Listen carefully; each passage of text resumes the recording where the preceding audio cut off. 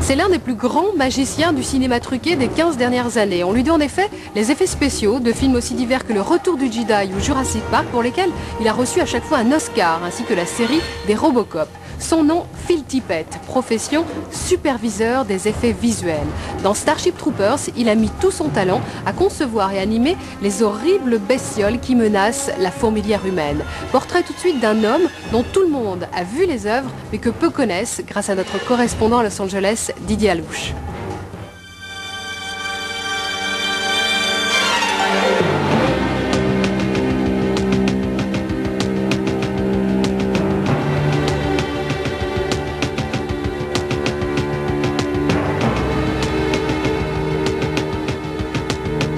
Derrière les stupéfiants effets spéciaux de Starship Troopers se cache Phil Tippett, un artiste de l'animation 2 fois oscarisé dont les studios se trouvent dans la banlieue de San Francisco.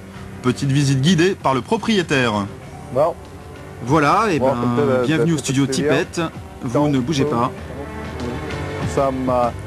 Voici quelques exemples de notre travail. Là, ce sont des robots.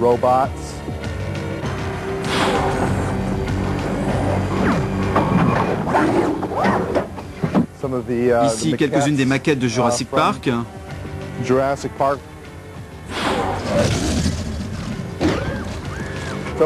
Ici, on a des maquettes de plusieurs projets. Et là, c'est celle du dragon.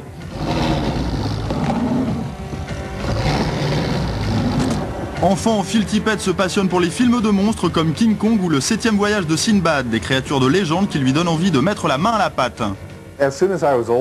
Dès que j'ai eu l'âge de tondre des pelouses et de laver des voitures, avec l'argent, je me suis acheté une caméra 8 mm et j'ai commencé à faire des expériences.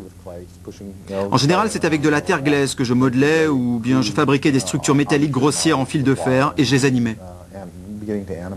À partir de 1975, la passion se transforme en carrière. George Lucas embauche Tippett pour profiter de ses talents sur la trilogie Star Wars. 9 ans de travail acharné qui ne laisse pas un instant de répit à Tippett. Après le retour du Jedi, il décide donc de prendre une année sabbatique pour se consacrer à un projet plus personnel. J'ai mis pas mal d'argent de côté parce que je n'ai pas eu le temps de le dépenser pendant que je faisais la guerre des étoiles. Donc ensuite, j'ai pris une année sabbatique que j'ai consacrée à faire mon propre court-métrage. Un court-métrage intitulé Prehistoric Beast, entièrement réalisé en animation image par image. À l'époque, il y avait un marché pour les courts-métrages en 16 mm. Les écoles, les bibliothèques s'intéressaient aux animaux préhistoriques et recherchaient des films sur les dinosaures qui soient exacts du point de vue paléontologique pour intéresser les enfants à ce sujet.